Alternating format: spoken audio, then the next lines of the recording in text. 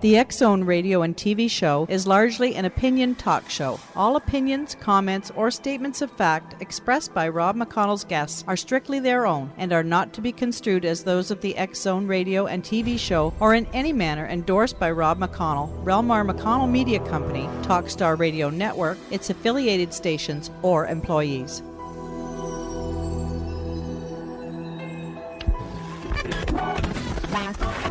All Hit Radio.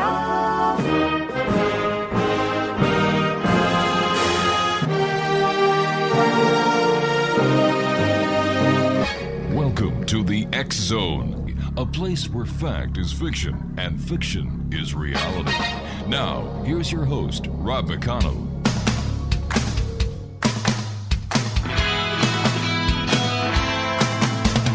You doing that thing you do, breaking my heart into a million pieces, like you always do. And you don't mean to be cruel. You never even knew about the heartache I've been going through. Well, I try to forget you, girl.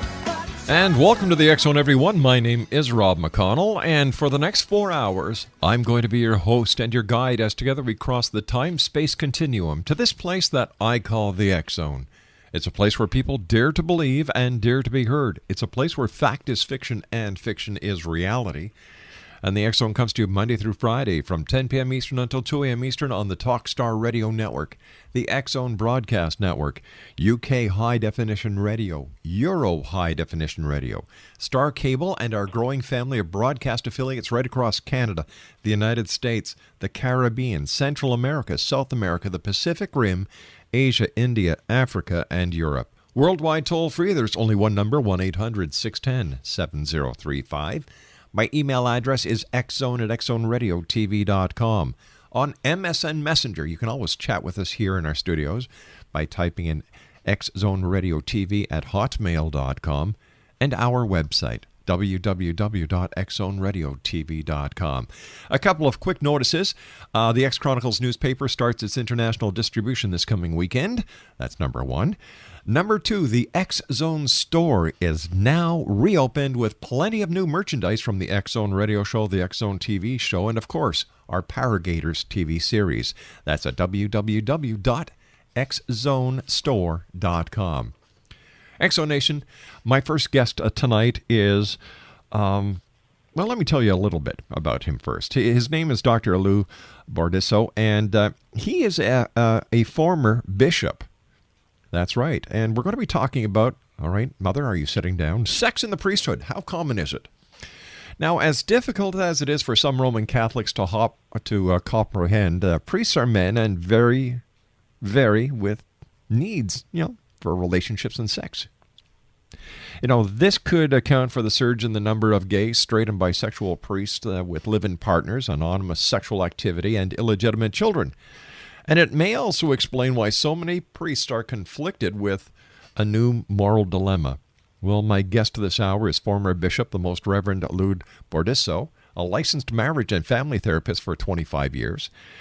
He has surveyed priests from around the country to discover the why behind the increase in consensual sex in the priesthood. And the answer was fairly straightforward. I'm not going to answer that. I'm going to let my guest this hour, Dr. Lou BORDISSO, answer that. And tell me, Doctor, what's the answer? Oh, hi, Rob. It's a pleasure to be with you today. Well, there's a lot of answers to the question as to why priests are having sex, but it's not something that's brand new. It's been going on for many, many years, and since the beginning of the church, and over time there's been censures from various popes and religious administrators and bishops that some have worked, some haven't. The sanctions have been very severe from time to time, and now we're seeing again a surge of wanting more honesty in the priesthood and in the church. I tell you, I wrote this book and as a matter of fact, to tell the truth. Mm-hmm. I'm hoping to promote some more transparency and honesty in the church, because I think most Catholics are disgusted with the church's cover-ups, the veil of secrecy, and all the smoke screens that Right. surrounding these public scandals that we can't miss in everyday media, in the newspaper, on TV. Sure. And so I offered these priests an opportunity, all gay priests, straight priests, bisexual priests, to speak anonymously in their own voices without any fear of retaliation. And they were pretty clear about their sexual behaviors. So it's I think, a real eye opener. And as you say, some Catholics might be offended, but at least it's a start with talking about the anonymous sex and ongoing relationships that these priests are having. All right, Doctor, you and I have to take a 2-minute commercial break. When we come back, Exo Nation, we're going to be talking about, are you ready for this? Sex, Celibacy, and Priesthood. That's the name of the good doctor's new book, Sex, Celibacy, and Priesthood. His website is www.sexcelibacyandpriesthood.com. I'll be back on the other side of this break with Dr. Lou. Don't go away.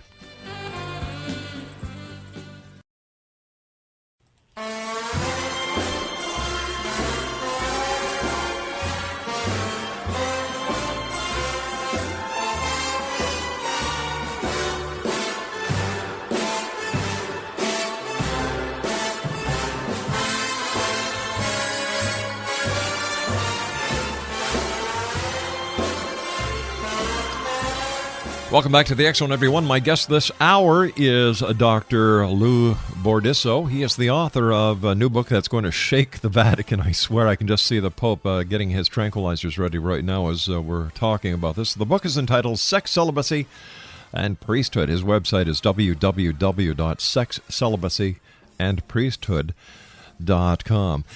Maybe, Dr. Lou, we can just go back a little bit in time. Why was it, or why is it, that priests are supposed to be celibate? God, they're human beings. Indeed, they are. Boy, we go back in time. You could start it around up until about the 3rd century. Mm-hmm. Celibacy was not an issue in the early church. Mm-hmm. Somewhere around between the 3rd and the 11th century, it was more on a regional basis where various communities were kind of popping up, and at local levels there were options for celibate chastity, specifically for people who were living in community. But then you got around the time of the Council of Trent, around the 11th century and so on, and it was more of a universal codified expectation of celibacy, and you also had some dualistic thinking, the separation of the sacred and the profane. Mm-hmm. So it was really intended for people who had the charism or the gift of celibacy, who wanted to live in community, such as monks or Mm-hmm. nuns, which you get both in Christianity Sure. as well as in other major religions like Hinduism and Buddhism, for example. And that because of some theorize because of financial reasons and power and control and money, we got into a place where celibacy has been imposed rather than an option for those who freely choose celibacy in a response to what they consider to be God's call.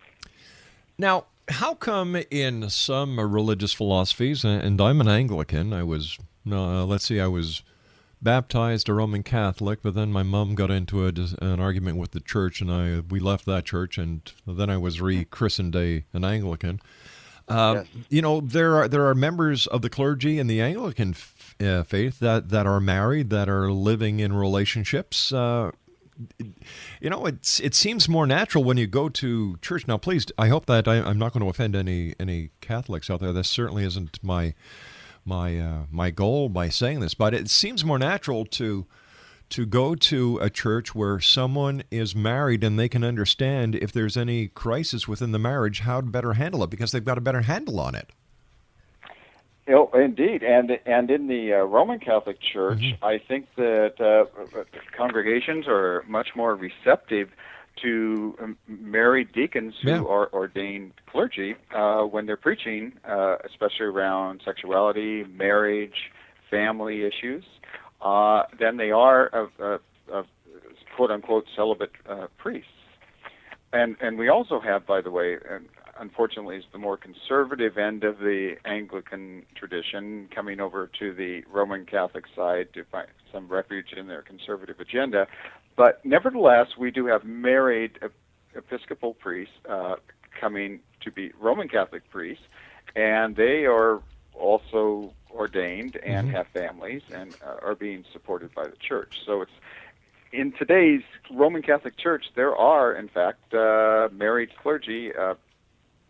We have, obviously, deacons and newly accepted Episcopal priests. And I'm not so sure if there's Lutherans now I'm thinking about it, but there may be a few Lutherans mingled in there.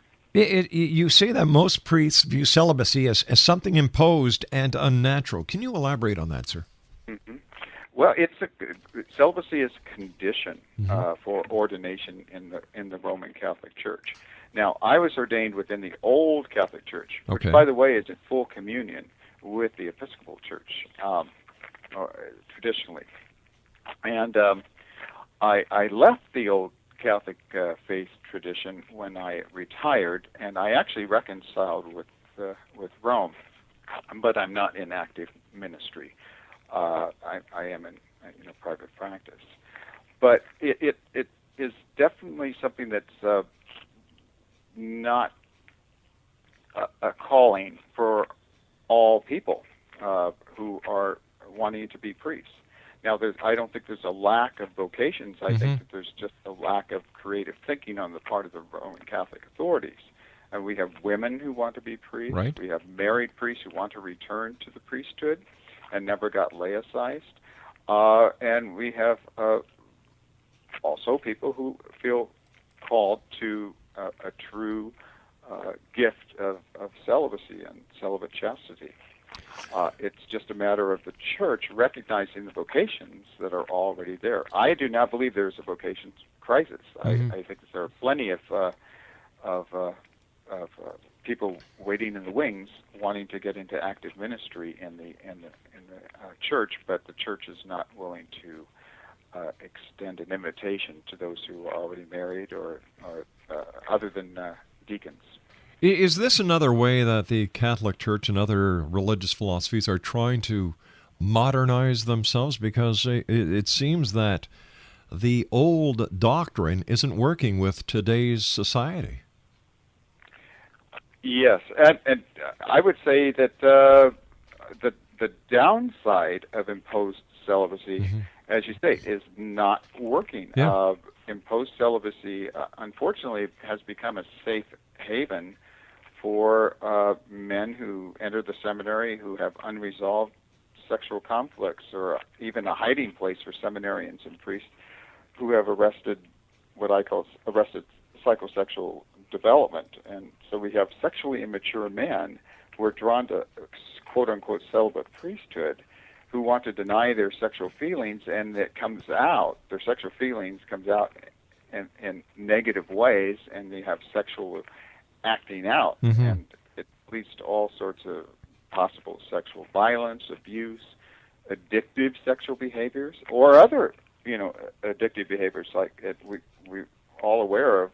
At least this is talked about: alcoholism in the priesthood, or other substance abuse, gambling, or people who want to are addicted to work, right? Or perfectionists. So their denial of their sexuality and their sexual urges is coming out in all sorts of negative ways. When somebody enters the priesthood, are there any psychological profile examinations that they go through to see if they can live up to the reputation and the power that a priest actually wields in his community? There are.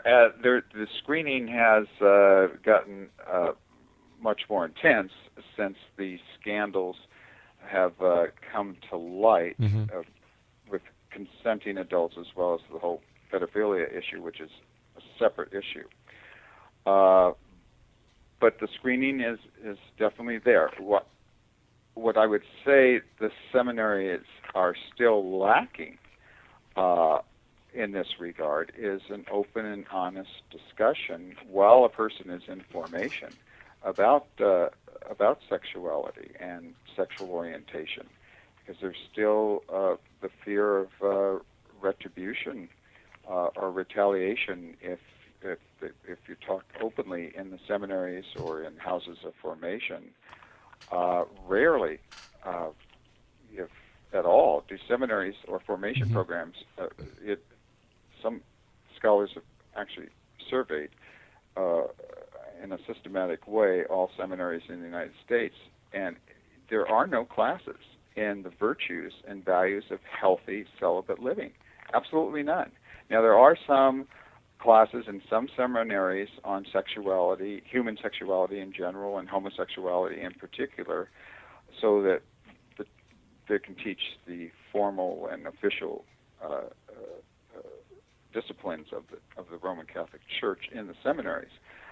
But for individuals to discuss this in a seminary program with other seminarians or with the staff or authority figures is really putting themselves at risk of not getting ordained. So therefore you have this culture of duplicity and deceit and dishonesty, and it's this don't ask, don't tell type of situation. Has there been any comment from His Holiness or members of his Vatican staff when it comes to, the release of celibacy within the Roman Catholic Church? Yes, and it comes down on the side of the traditional understanding of celibacy. This Pope in particular, and John Paul before him, the second, have been very, very staunch about retaining the traditional understanding of celibacy within the Church, and they seemingly do not want to budge on this issue. Nor do they want to have any discussions around women clergy. But those are two issues that are non-negotiables with this particular Pope. But that's not to say things can't change. Yeah, exactly. This is not a dogma of the Roman Catholic Church. It's a simple practice and discipline that was instituted around the 11th century, and it can change as other things have. I mean, Roman Catholics are familiar with not being able to eat meat on Fridays, for example, and for years on end, for centuries on end, and then what happens? Things have changed. That's a discipline. That's not a dogma in the Church. So just as that has changed, although it's obviously a different example, celibacy in the Church and the practices and disciplines of celibacy in the Church can move forward. It doesn't have to remain as static as it is. You and I have to take another break, Doctor. We'll be back on the other side of the news. Exo Nation, a very interesting conversation with a very interesting man. He's the author of Sex, Celibacy, and Priesthood. His name is Dr. Lou BORDISSO. He is a former bishop, and his website is www.sexcelibacyandpriesthood.com. That's www.sexcelibacyandpriesthood.com. Once again, the name of the book is the name of his website, Sex, Celibacy, and Priesthood. I'll be back on the other side of the news with some fine words from our sponsors, with our good guest this hour, Dr. Lou, as we continue from our studios in Hamilton, Ontario, Canada. My name is Rob McConnell. This is the X Zone. Don't go away.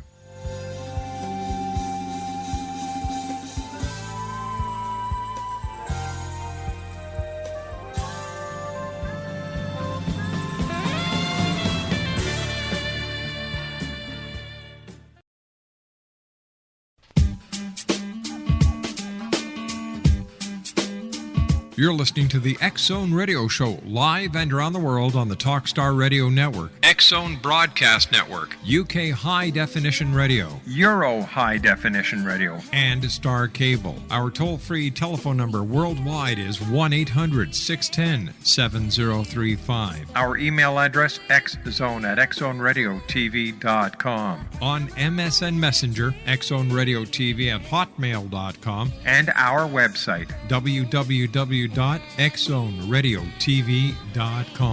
I believe it's meant to be, darling. I watch you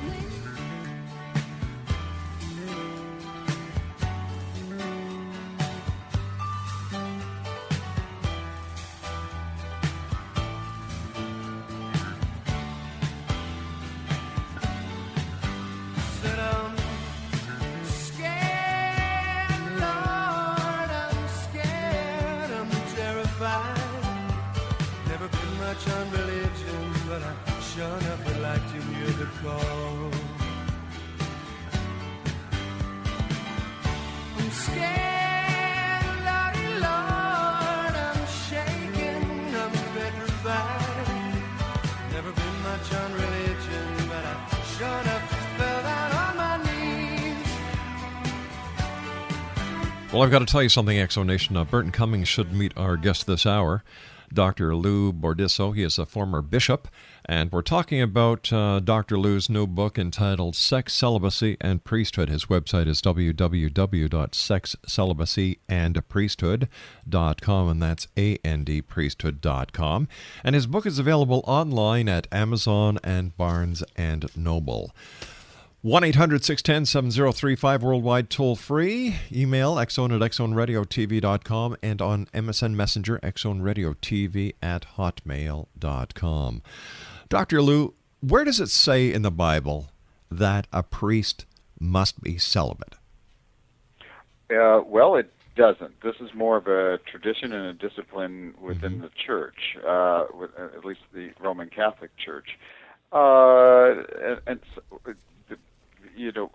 Traditional or Orthodox churches have optional celibacy, and you'll find celibate chastity as a virtue among most major world religions. So it's pretty consistent worldwide as a virtue, as long as it's a freely chosen response to an invitation by God to live a celibate, chaste lifestyle, and it's not something that's mandated or imposed. But you're not going to find it in the Bible. Okay, if it's the person's own will and his choice that he believes is given to him by God to be celibate, and he's allowed to become a priest, why is it then that those who have not received the celibacy anointment from God are rejected or discriminated against becoming priests?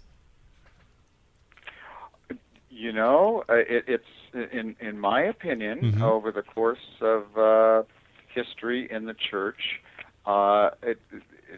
celibacy has been a way by which to foster dependency of priests, both economically and emotionally, onto church and to church authorities. And so we're talking about control here. Control and power and abuse of power. Indeed, we are. So can we actually then compare the way the church is looking at celibacy towards their clergy by keeping them dependent on the church as a form of abuse that we would see in a relationship where a husband controls a wife using the same kind of power, or a wife controls a husband? We can, but we have also some cooperation by the person who's being abused,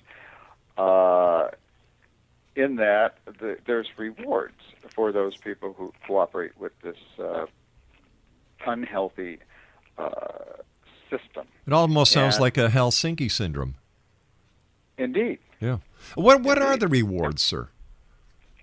Moving up through the clerical system and getting rewards with promotions and advances of becoming, say, a Monsignor or auxiliary bishop, becoming a bishop.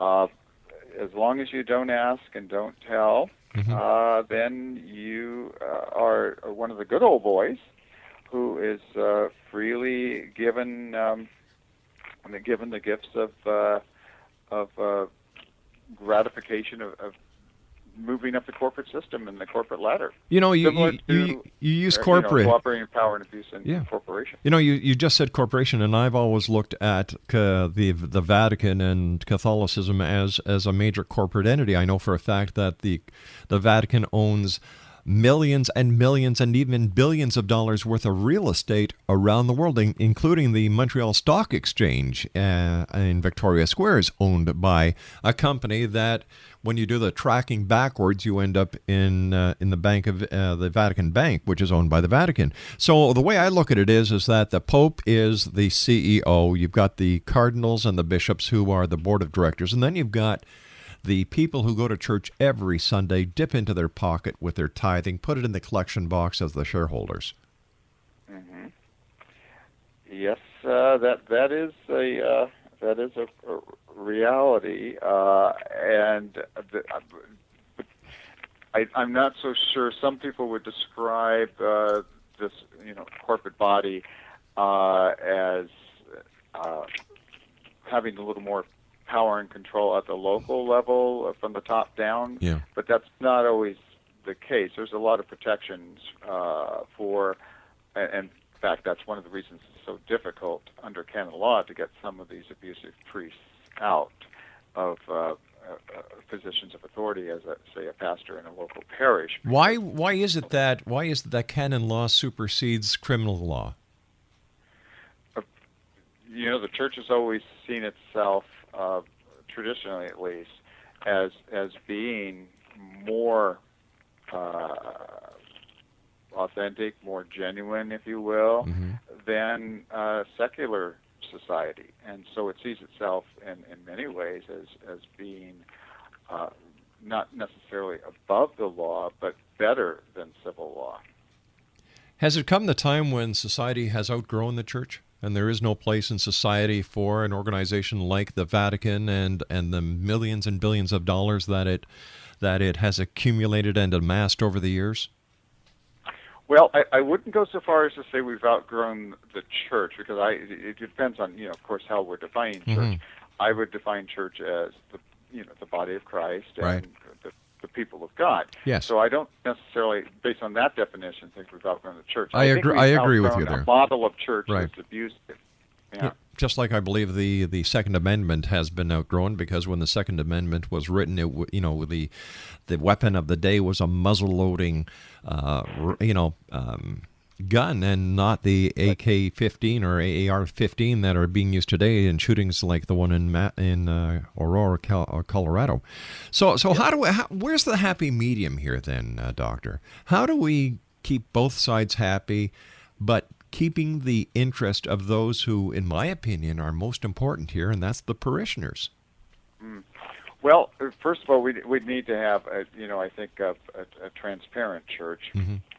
And so I propose, at least in the book, as one other person at least, who is a former Christian brother, Salm is the last name, S-A-L-M. But I go a little further in my book, and it's about the only time in the book that I actually offer my own voice and my own opinion. Otherwise, I remain silent unless the priest's voice speak for themselves. Right. But I propose that the church base its definition of celibacy and practice of celibacy not on the ideal of sexual abstinence, which is the traditional understanding of celibacy, but a model that is inclusive of all sorts of places a person might be in their journey of celibacy. So I would embrace the reality rather than the ideal, and view celibacy as what I would like to call progressive celibacy, as a person is in formation, or a priest who may have denied or repressed or suppressed his sexual orientation, and it's only now, as an adult, trying to mature and become a more healthy person, is discovering who he is sexually. So this model would include, the traditional understanding, but also those people who are occasionally going to be having a sexual encounter in order to move toward fidelity to their celibate vow. And also, on the other end of the continuum, those who are having ongoing sex. Hopefully they'll choose that a road that will lead them out of the priesthood if they're not living their life of fidelity to the vows. But some fellows aren't going to do that. The reality is they're going to stay and they're going to continue to have anonymous sex or go to bathhouses or movie theaters, massage parlors, phone sex, choir whatever boys, it might be, internet. Yeah. So I'm saying is let's base this on the reality rather than the ideal, and that way at least we can have a little more honesty and transparency. Let's get them out of the closet. Yes, all sorts of people out of the closet. You know, not just the gay priest. No. That wasn't directed at anyone's sexual orientation. But the way what I see, sir, and what I believe your book is trying to get across is that we need to get all this clear. As you said, we need transparency when it comes to the going-ons, and because I'm sure this must play heavy on the members of the clergy who are doing this behind closed doors or in a closet. It must be doing something to them psychologically. I know they're getting a physical thrill out of it, but I mean psychologically. Right. Well, there's a saying in Alcoholics Anonymous. I used to go to a lot of codependent anonymous groups, and there's a saying in 12-step programs in general that we're as sick as our secrets. Yes. And so, emotionally, we become unhealthy the more secrets that we keep. The more honest and transparent we can become, the more truthful we can become, the healthier we are. And so that is my hope in general for the church, that we move from being a sick church to a healthier church, and the same thing with individual priests, that emotionally become more mature and more healthy as a result of not keeping these secrets and living double lifestyles. Let me ask you this, sir. What have been the comments and feedback that you've received from friends and other members of the clergy on your book? It's been, oddly enough, I was thinking as I wrote the book that I was going to, the wagons were going to circle around me, and Catholic apologists were going to come down on me very hard. But the feedback I've been getting among friends has been positive, of course. Yes.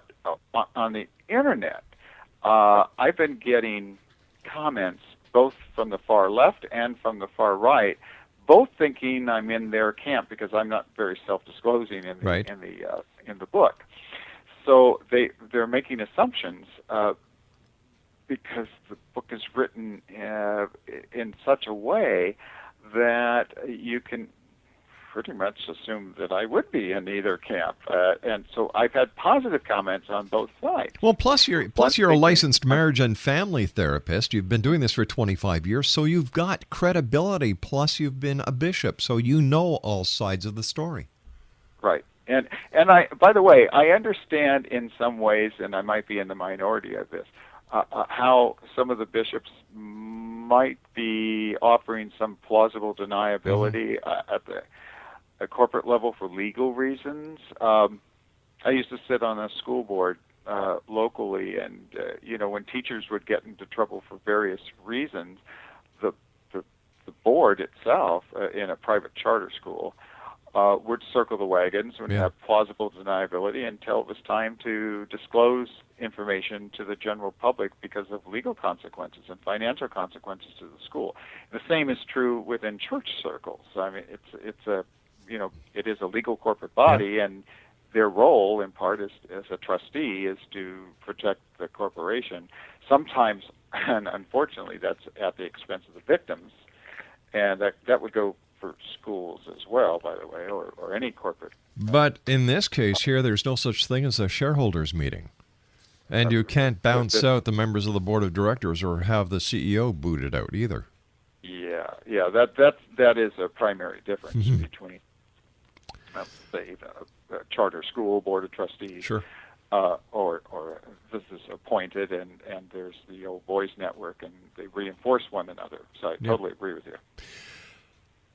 Doctor, please stand by. You and I have to take our final break. X-Zone Nation, here is the website, www.sexcelibacyandpriesthood.com. My guest this hour is Dr. Lou, I'm going to spell his name so you can Google it, BORDISSO. That's Dr. Lou BORDISSO. And he's the author of Sex, Celibacy, and Priesthood. It's available at Amazon and Barnes & Noble online, and a number of brick-and-mortar stores are selling it as well. Once again, the name of the book, Sex, Celibacy, and Priesthood. The website, www.sexcelibacyandpriesthood.com. And the good doctor and I will be back on the other side of this commercial break here on the X-Zone as we come to you from our studios in Hamilton, Ontario, Canada. Just a reminder that the X-Chronicles newspaper starts its international distribution this coming Sunday. And for those of you who have just signed on and are taking our subscription, thank you very much for joining us. We've been publishing the X-Chronicles newspaper now for 20 years monthly. Wow. And we are the world's only paranormal parapsychology newspaper. www.xchronicles-newspaper.com/newspaperstand.htm.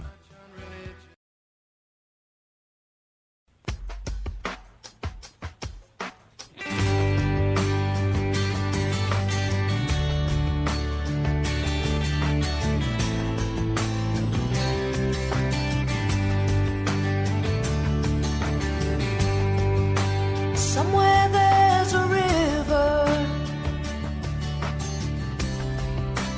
looking for a stream. Somewhere there's a dreamer. Welcome back, everyone. Dr. Lou BORDISSO is our special guest. He's the author of Sex, Celibacy, and Priesthood. His website is www.sexcelibacyandpriesthood. Dr. Lou, what are the 8 ethical standards all priests need to adhere to, sexually active or not?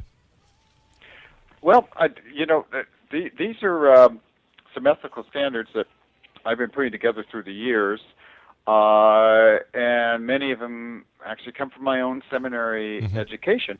But number one, priests need to respect professional boundaries. It's all too often that the clergy and abuse those for their own needs, and so don't become personally involved with a parish member or a pastoral counselee or somebody who's being directed for spiritual direction, because there's a dual conflict of interest. Number two is, I would say, don't foster a dependent relationship, but cultivate independence and autonomy on the part of parishioners.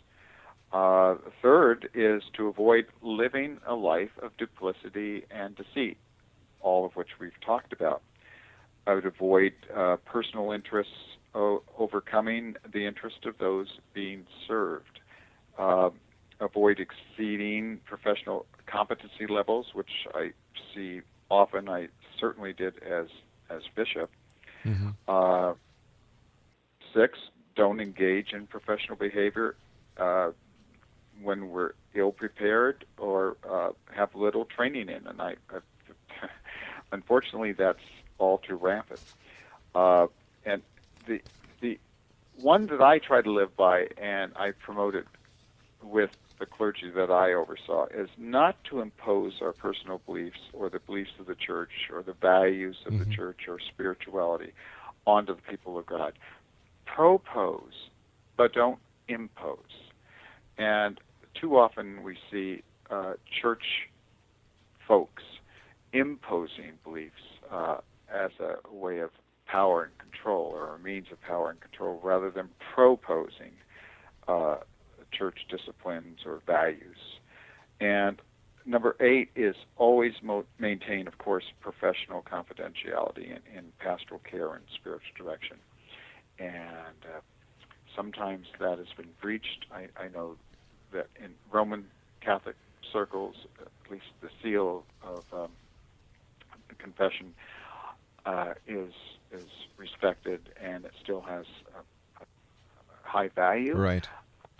But in some circles, you do see this breach of confidentiality. Wow.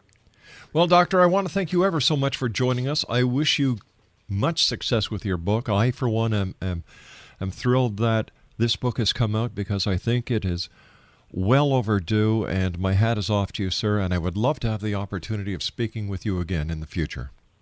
Oh, I'd be more than happy to, and I very much enjoyed speaking with you today. Doctor, take care of yourself, and once again, congratulations on a great book. X-Zone Nation, my guest this hour has been Dr. Lou BORDISSO. His website is www.sexcelibacyanpriesthood.com, and that's the name of his book, Sex, Celibacy, and Priesthood. I'll be back on the other side of this commercial break with the news at 6.5 minutes past the top of the hour, as the X-Zone continues from our studios in Hamilton, Ontario, Canada. My name is Rob McConnell. Don't go away.